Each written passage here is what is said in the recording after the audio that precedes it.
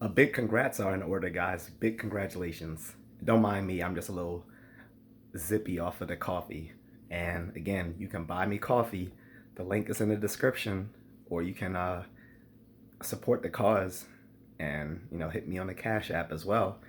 I guarantee I will do some George Lucas type upgrades to the content on this channel once I start receiving that support. Until then, you'll just have to deal with what I got now. But yeah, big congratulations are in order to Cleopatra, the TV show that received the lowest Rotten Tomato audience score ever at 2%, guys. 2%. And the critic score wasn't that much better either. That sits at around 11%. So even the critics don't like it, and usually they go out of their way to defend woke content, even if it's a pile of dog shit. But it looks like the whole fan baiting type thing isn't working anymore. Fan baiting is a cynical marketing strategy whereby uh, the people who make films or TV shows, that the actors or the studios behind them will have a strategy of basically shaming anyone who disagrees with the film, because in place of good writing and other things that make up a good film or TV show, they use identity politics. And then if you so happen to dislike the film or TV show because either of the identity politics or because it's just of low quality, which kind of goes hand in hand, then they will point to you and say that you're a bigot or extremist or whatever. And what will happen is, uh, obviously, there are going to be some extremist people, some bigots, and whatever. And so, if you just happen to dislike the show or have any sort of genuine criticism of it, they'll lump you in with those extremists and then say, see, people who dislike this show, people who dislike this movie are racist or they're sexist or whatever. And, that kind of was working for a little while. It started with movies like the 2016 requel of Ghostbusters. A requel is not exactly a reboot and not exactly a sequel. It's something in between, which most people dislike. So it started with that and got big with Star Wars and stuff like that.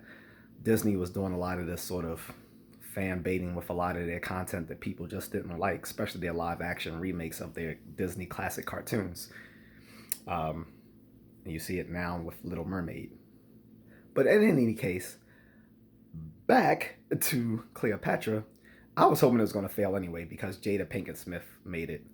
She's a fucking sociopath, and anything this that she does, I hope fails, like her family. But anyway, so and she hired some director or whatever who was trying to defend this fake documentary about Cleopatra on Netflix, saying that, well, it seemed like a lot of people are caught up in Cleopatra not being white, but saying that, well, Elizabeth Taylor wasn't what Cleopatra would have appeared to be anyway.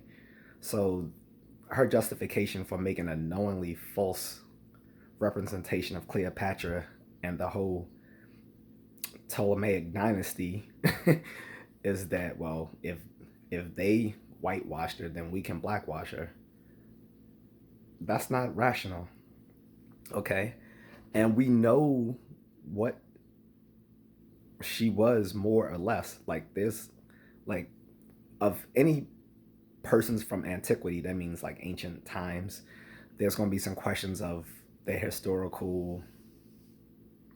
um, historical validity. Cleopatra's not unique in that vein, but we kind of know what she would have looked like because we know somewhat of her ancestry. First of all, she was Macedonian Greek, which were pretty white Greek people, not like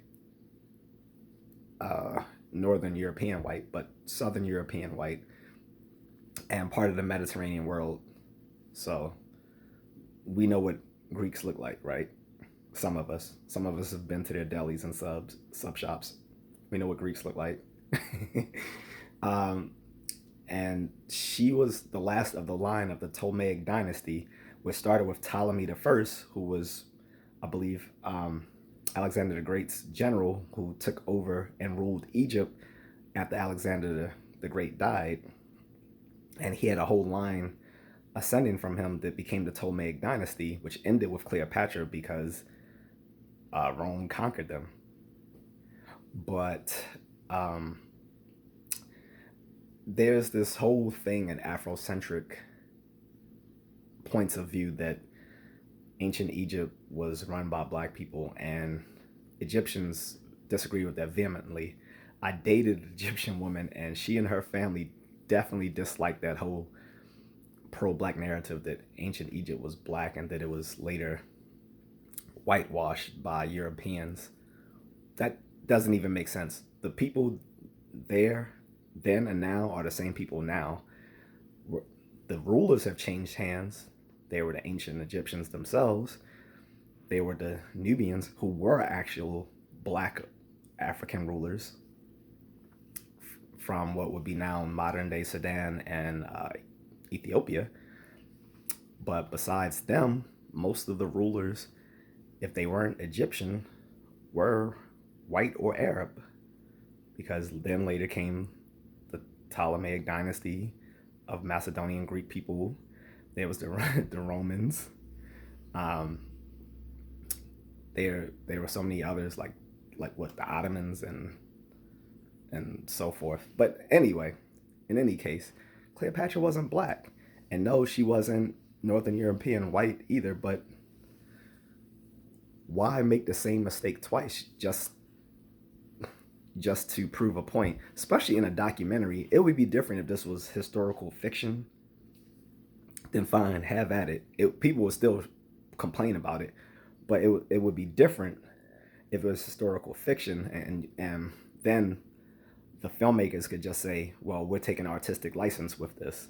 But when you're making an alleged documentary and you're knowingly making false information about the historical character in context, it doesn't make sense.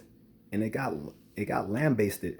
Not only that, there's a lawsuit by the actual Egyptian government itself saying that they were, insulting their culture. So it is serious. And again, like DJ Khaled said, congratulations, you played yourself. So everyone give a congratulations to Cleopatra, the most lowest rated TV show on Rotten Tomatoes ever, standing at 2%.